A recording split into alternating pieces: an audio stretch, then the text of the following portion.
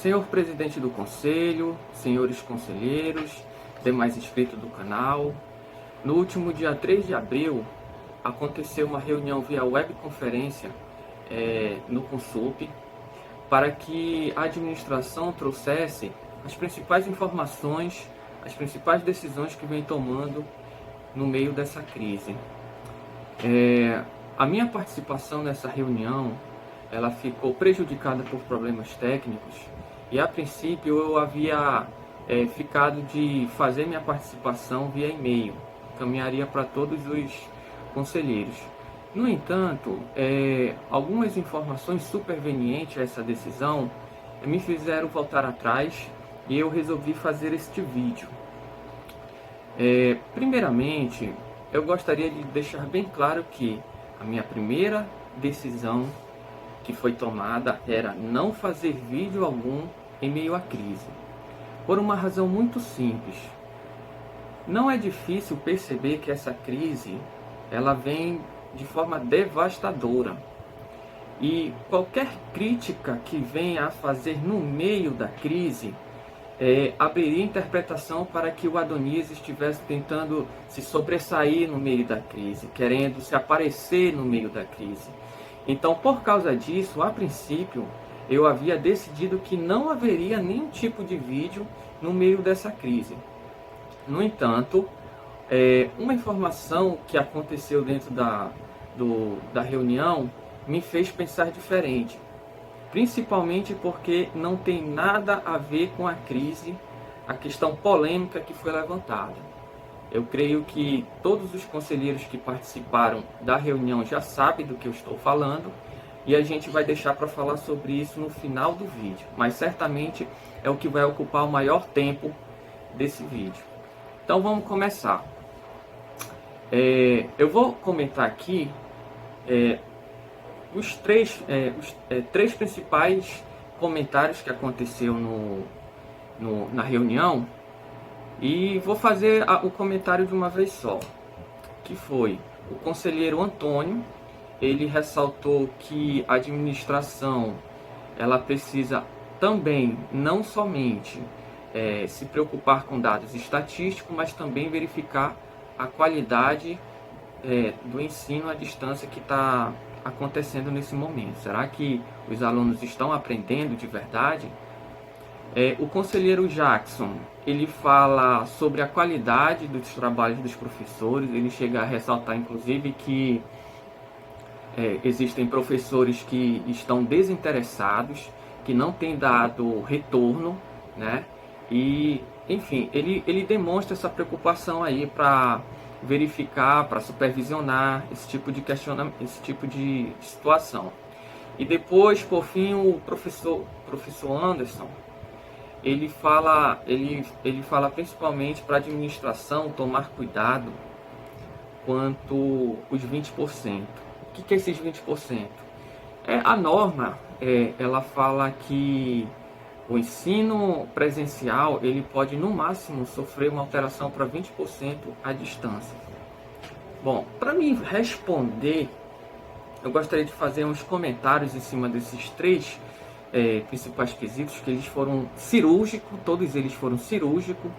Eu creio que é assim que deve agir o conselho, né? Com a preocupação do aluno, do professor, questões regimentais, questões legais. Enfim, a reunião realmente, do meu ponto de vista, foi bastante proveitosa. Mas eu vou responder os três de uma vez. Eu gostaria de dizer, assim, para todos os conselheiros, assim, que eu tenho visto bastante a administração, ela se esforçando para dar o máximo de si. Mas eu já adianto para vocês que a administração poderia ser o super-homem, mas ela não vai conseguir agradar todo mundo. E seja o que ela venha a fazer, tudo que ela vier a fazer daqui para frente, sempre haverá espaço para crítica. E é justamente por isso, porque sempre vai haver espaço para crítica, é que eu resolvi me ocultar nesse momento. Como eu havia dito para vocês, eu não estava prevendo fazer vídeos nesse momento. Dentro do grupo, eu não estava levantando qualquer tipo de crítica de mérito, questionando o trabalho em si da administração. Vocês são sabedores disso. O nosso único momento em que a gente se manifesta no grupo é no sentido de garantir a voz de todos. Porque a gente estava observando que existia tipo de discurso que estava, vamos dizer assim, inibindo o outro conselheiro de agir livremente. Isso a gente é contra. Esse mal-entendido já foi totalmente esclarecido, foi feito pedido de desculpa dentro do conselho. Eu realmente admiro pessoas que agem dessa forma, que pedem desculpa, recua, né? Enfim, esse tipo de coisa. Então, assim, eu digo para os senhores, né, que, poxa, a qualidade do ensino à distância para a administração, é claro que ela se tornou prejudicada. Nós somos uma instituição que estamos habituados a dar ensino presencial. São inúmeros os problemas que existem até chegar no aluno à distância. É o aluno que não tem internet, é o aluno que tem internet, mas não quer estudar, é o aluno que tem internet, mas é fraca, é o professor que às vezes abandona. Enfim, são inúmeros problemas e dá para entender que não dá para cobrar muita coisa da administração superior. Por isso que eu entendo que nesse momento é uma união de esforços que vai fazer com que a gente atinja o maior número possível de alunos de modo a satisfazê-lo. Portanto, eu digo que a qualidade do aluno vai ser sempre questionável. A qualidade do professor, por exemplo, professor desinteressado, sempre vai ter espaço para aquelas pessoas que querem se prevalecer da situação. Não estou dizendo que existe que é fulano, ciclano, beltrano, pode acontecer, mas também não pode acontecer, pode não acontecer. Sempre haverá sempre espaço até para o ensino presencial, o professor burlar. Imagine a distância, então tudo ficou mais complicado.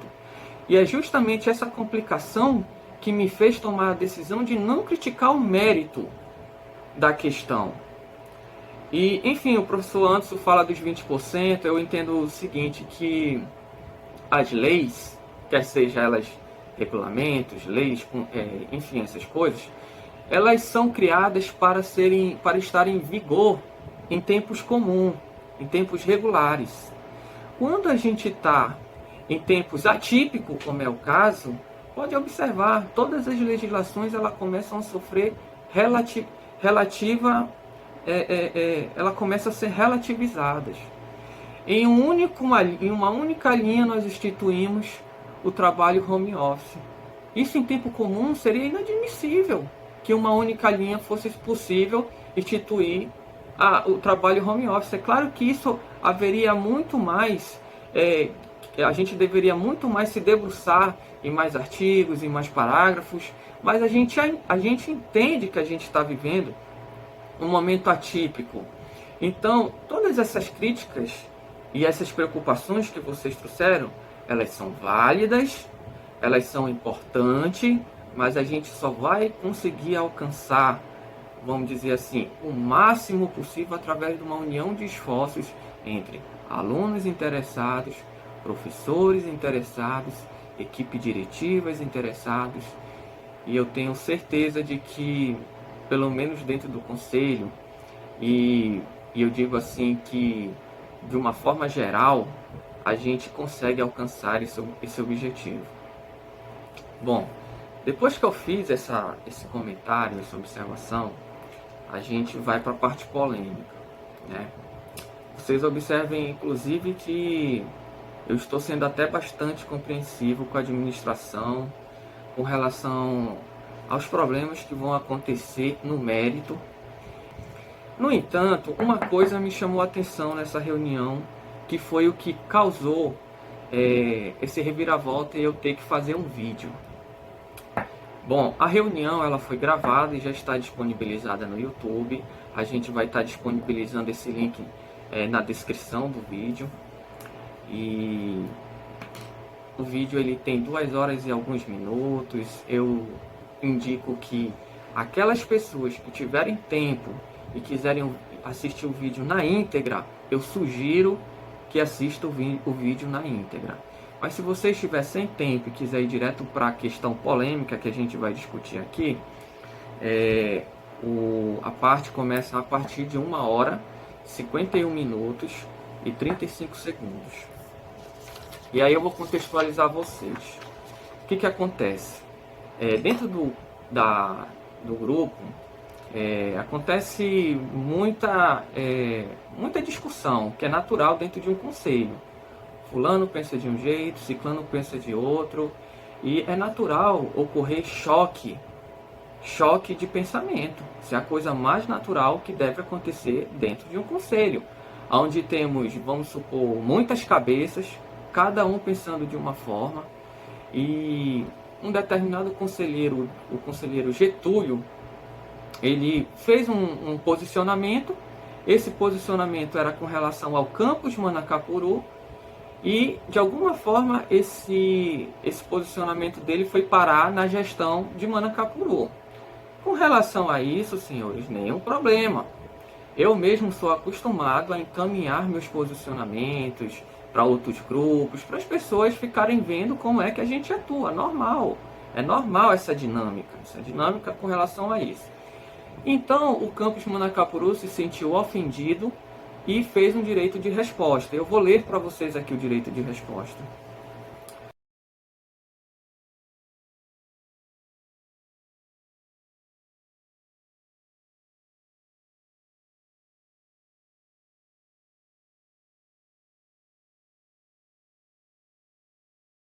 Bom, senhores, qual foi a atitude do reitor com relação a isso? Ele pega e passa a palavra para o conselheiro Getúlio. O conselheiro Getúlio explica como é que se deu toda essa pesquisa. Ele e mais 2 alunos haviam se juntados para fazer uma pesquisa de satisfação com relação aos alunos, se eles estão sendo atendidos, se eles estão bem, se eles não estão, se eles estão satisfeitos, né? Imagino. E o que acontece? Ele fez essa amostragem, ele fez esse levantamento não por amostragem, e sim por representatividade. Ele explica isso no vídeo, vocês vão estar vendo essa explicação dele no vídeo. Ele fala que, olha, a gente pediu que cada um, né, indicasse um aluno e fizesse uma série de perguntas, enfim, e chegou a essa conclusão, a essa postagem que eu vou reler para vocês aqui. Ele diz: tenho certeza que se a reitoria tivesse ouvido o Conselho Superior, talvez o campus Manacapuru não estaria no meio dos campi que podem continuar com as atividades acadêmicas não presenciais. Bom, deixa eu fazer um parêntese aqui para vocês entenderem. As resoluções, as instruções normativas internas que a administração vem tomando, ela disse o seguinte: olha, se o campus ele está atingindo até 60% dos alunos, significa que, olha, pode continuar com o ensino à distância. Mas se ele não está conseguindo atingir esses 60%, então ele vai ter que encontrar outras formas, outros meios que não ficou bem explicado que seriam esses meios, essas formas. A administração ia ter que se preocupar com isso. Ele só fez dizer: olha, atingiu 60%, continua, está sendo válido esse calendário, continua com o trabalho. Mas se não atingiu, vai ter que encontrar outra forma, outro meio de atingir esses alunos, enfim, uma série de coisas lá que não ficou bem explicado. Então, o que acontece, senhores? A gente observa que praticamente a administração ela vem tomando como base dados quantitativos, somente, pelo que eu entendi. A administração só vem tomando como base dados quantitativos. Como assim? Como é que ela sabe se um aluno ele foi atendido ou não? Pelo sistema. Se ele está vendo que o aluno está conseguindo baixar, se ele está vendo que o aluno está conseguindo logar, se ele está vendo que o aluno está conseguindo assistir os vídeos, por essa estatística, ele consegue perceber se ele está alcançando ou não. Só que, ouvindo a explicação do Getúlio e vendo também a própria postagem dele, a gente consegue observar plenamente que o Getúlio ele não se preocupou com dados estatísticos. Ele foi, na verdade, com dados qualitativos e não quantitativos. O conselheiro Getúlio entendeu que, pegando um aluno ali representativo, ele pudesse alcançar uma série de alunos. Uma opinião dele, isso. Uma opinião dele. E aí, com base nesse formato que ele adotou, ele fez essa postagem. E que deu todo esse imbróglio.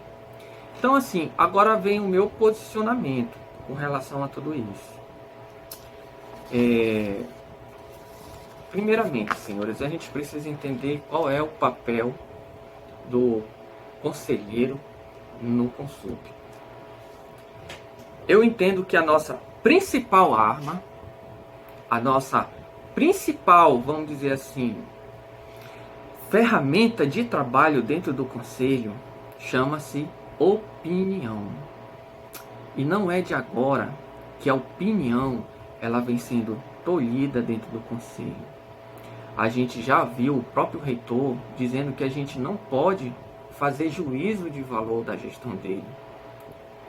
Se a gente não pode fazer juízo de valor, então você seca toda a atividade do conselho. A gente observa que eles têm um conceito totalmente equivocado do que vem a ser o Conselho Superior e o seu trabalho. Então vamos lá. Eu vou fazer uma comparação aqui para vocês. O artigo 53 da Constituição Federal diz o seguinte, olha, os deputados e senadores são invioláveis civil e penalmente por quaisquer de suas opiniões, palavras e votos.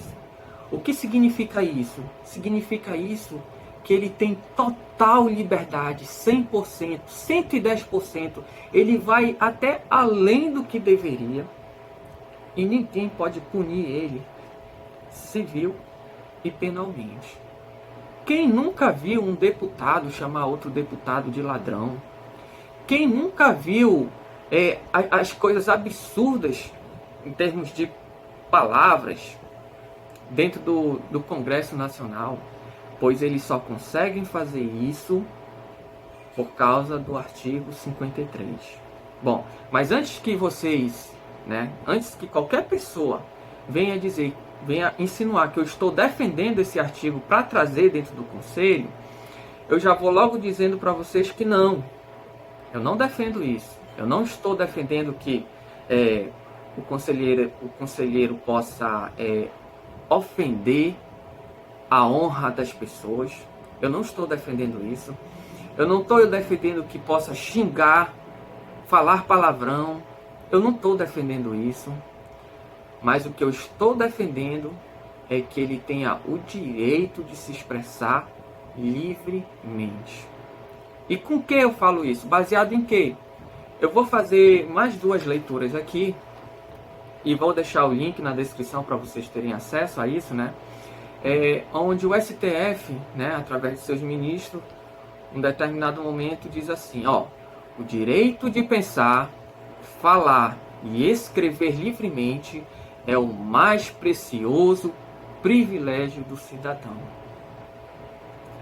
Em outro momento ele diz, a liberdade de expressão não salvaguarda apenas a manifestação suave, polida e gentil.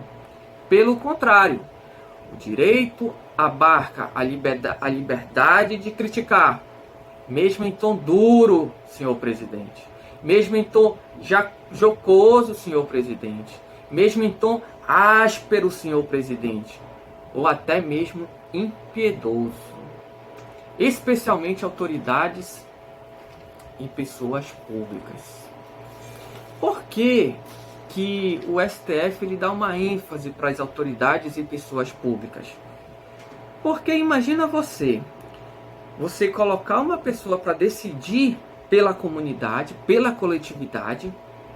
Eventualmente, essa pessoa ela vai trazer prejuízos a direitos individuais. E aí eu posso citar o exemplo do concurso de remoção. A administração tomando atitude, tomando decisão que veio a ferir direitos individuais. E ainda assim, a administração não quer poder ser criticada. Senhores, quando vocês assistirem lá o vídeo, vocês vão ver, aqui, eu já até anotei na verdade, em 2 horas, 9 minutos e 45 segundos, o reitor diz assim, olha, depois que eu já ouvi as partes, eu percebi que na verdade não cabe punição nesse momento. Aí quando ele diz nesse momento, opa, isso abriu uma lanterninha para mim, né? Na verdade foi nesse momento, o momento que eu decidi que não vai ser mais e-mail que nós vamos se manifestar, nós vamos ter que precisar se manifestar por vídeo, porque a gente precisa chamar a atenção da própria comunidade para mostrar para a comunidade como é que os nossos gestores entendem o que vem a ser democracia. Infelizmente, os nossos gestores, eles não estão preparados, eles não estão amadurecidos para receber crítica, para ouvir opinião. A gente observa, primeiro, o reitor, né, já teve oportunidade de ameaçar com o conselho de ética através do servidor Tiago, né? O servidor Tiago, na Prodim, respondendo pela Prodim, fala que tem que verificar se não cabe conselho de ética para o servidor, por simplesmente o servidor está manifestando dentro das suas atribuições. E o reitor, né, simplesmente se cala diante disso, endossa isso, encaminha isso. Mais uma vez agora, com o diretor-geral, a gente consegue observar a opinião dele. Ele vê que o diretor-geral está certíssimo em cobrar uma punição, quando na verdade, senhores, eu vou ler mais uma vez aqui, eu tenho certeza. Olha, observa que o aluno, né, o conselheiro Getúlio, ele foi até um pouco contraditório, mas isso não diminui, né? Não diminui o papel do conselheiro. Ele diz, eu tenho certeza, ele começa com certeza, que se a reitoria tivesse ouvido o conselho, talvez, né? Depois ele relativiza, ele fala talvez, né? Então, dá para entender que aqui o conselheiro trouxe simplesmente uma opinião, e é inadmissível que o reitor, junto com a sua equipe, ele esteja pensando, só de pensar, em punir opinião dentro do Brasil, um regime democrático, um regime republicano. Isso merece uma atenção da comunidade, porque o que eles querem são conselheiros que sejam meros ouvintes, né? Vaca de presépio, pessoas caladas, que não possam se manifestar dentro do conselho. Eu penso que em nenhum momento ali naquele conselho eu vi nenhum servidor, vamos dizer assim, se exaltando, no sentido de extrapolando, ofendendo a determinado servidor. Não, ali, aquele tom, observa que o próprio STF entende que é normal ter esse tom. Eu vou repetir, qual é esse tom que ele fala que é normal? Ter o tom duro, jocoso, áspero e até impiedoso. Mas os nossos gestores, infelizmente, não estão preparados, amadurecidos, e, ao contrário do que o reitor fala, eu tenho observado que, na verdade, é a juventude que está mais preparada do que a velha guarda, do que as pessoas que já estão acostumadas a trabalhar à frente da gestão e ainda não aprendeu o que vem a ser democracia. E é por isso que eu venho aqui para criticar não a crise em si, não as atitudes do reitor em frente à crise, mas em si a essa atitude de querer municiar o conselho, de querer enfraquecer o conselho, de querer calar o conselho. Então eu deixo aqui as minhas homenagens ao conselheiro Getúlio, que ele foi assim muito forte, ele foi firme, mesmo depois de todo essa situação toda de querer calar o conselheiro, ele foi lá e reafirmou o posicionamento dele. Ele está corretíssimo. Eu não vejo o conselheiro errado nessa situação. Não tem por que ficar falando em trazer punição para o conselheiro. E eu só tenho a lamentar a atitude da nossa gestão frente a essa situação. Infelizmente, senhores, nós não estamos preparados institucionalmente para a plenitude da democracia. Essa é a minha participação dentro da reunião que ficou prejudicada. E aí eu vou estar encaminhando para todos vocês, tá? Muito obrigado.